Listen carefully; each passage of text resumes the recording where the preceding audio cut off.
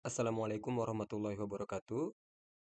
Selamat bergabung, rekan-rekan sekalian.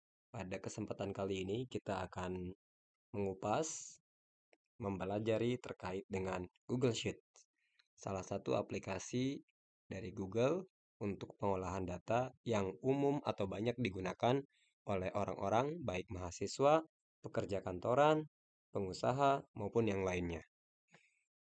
Baik, Google Sheet memiliki fungsi untuk merekam, untuk mengolah, kemudian menyajikan data dalam bentuk tabel maupun dalam bentuk grafik sesuai dengan kebutuhan kita.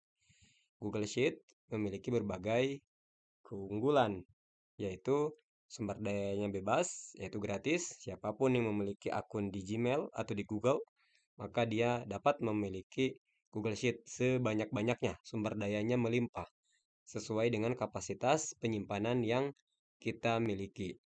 Kalau untuk Google biasa, untuk Gmail biasa, itu kuota yang tersedia 15 GB.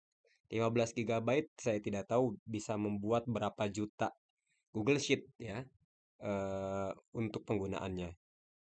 Kemudian fleksibel di semua gadget, baik di handphone maupun di laptop, di tab maupun di gadget yang lainnya dapat digunakan selama terinstall aplikasi Google Sheet atau Google begitu ya.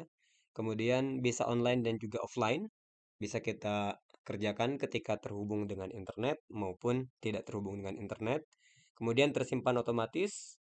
Ini kalau untuk yang online maka langsung secara otomatis tersimpan. Kalau untuk yang offline dia akan tersimpan terlebih dahulu di perangkat.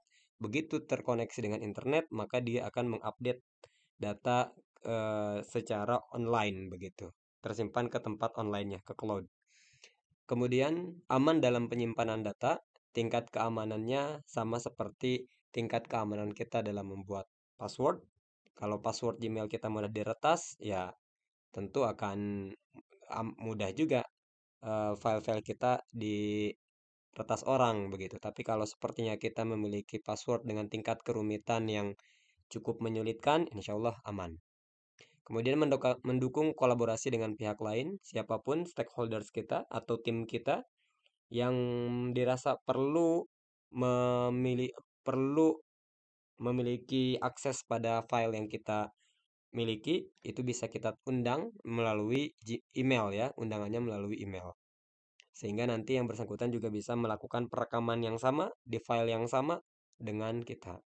Kemudian terhubung dengan layanan Google lainnya, ada banyak sekali. Google Sheet bisa dihubungkan dengan Google Aplikasi Script, di mana dari Google Aplikasi Script tersebut juga nanti terhubung dengan berbagai layanan Google yang lain, Google Drive, Google Form, Google Docs, dan lain sebagainya. Kemudian terhubung juga dengan Google BigQuery dan sebagainya. Kemudian fungsi-fungsinya lebih banyak. Terakhir yang saya hitung ada 494 fungsi yang ada di Google Sheet. Beberapa di antaranya ada fungsi-fungsi yang tidak terdapat pada Microsoft Excel. Kemudian memiliki artificial intelligence di mana kita dapat diberikan saran oleh Google Sheet gitu ya, oleh mesin atau oleh sistem di Google Sheet akan fungsi atau akan aktivitas yang dapat kita lakukan untuk data yang kita miliki. Oke. Baik, kemudian pada pembelajaran kali ini kita akan membahas mengenai ini gitu ya, membahas sekian materi yang ada di Google Sheet. Meskipun ini materi yang baru sekian kecil ya dari keseluruhan, tapi paling tidak dengan materi dasar seperti ini kita bisa mulai melakukan pengolahan data sehingga kita bisa menyajikan data kita sesuai dengan apa yang kita inginkan. Yang pertama kita akan mempelajari memformat data, termasuk di dalamnya adalah tipe-tipe data. Kita perlu mengetahui itu. Kemudian melakukan validasi data, bagaimana data dijaga supaya tidak berada dalam rentang atau dalam batas yang kita tentukan. Kemudian membersihkan data supaya data-data yang double, data-data yang kosong itu bisa kita eliminasi karena dalam perhitungan itu akan sangat menyulitkan, dalam pengolahan itu akan sangat membingungkan lah ya. Kemudian mencari dan mengganti data, memfilter dan mengurutkan data, menggabungkan dan memisahkan data, baik dari sheet antar sheet maupun antar spreadsheet. Kemudian menggabungkan dan memisahkan data, menjumlahkan dan menghitung data menggunakan berbagai kondisi, kemudian membuat grafik, dan yang terakhir adalah membagikan laporan atau dashboard. Nah, dashboard yang nanti akan kita buat itu kurang lebih bentuknya seperti ini. Contohnya seperti ini gitu ya. Ini dashboard penjualan toko buah segar. Ada omset per bulan, ada omset berdasarkan produk, ada omset berdasarkan outlet, ada total omset, dan ada keterangan terkait dengan member begitu. Dashboardnya bisa kita lihat pada link tercantum, atau bisa juga kita dapati seperti ini. Ini adalah dashboard yang dimaksud. Ini dibuat dengan Google Sheet, kemudian dibagikan. Nah, dan terupdate secara otomatis secara dalam 5 menit gitu ya, setiap 5 menit.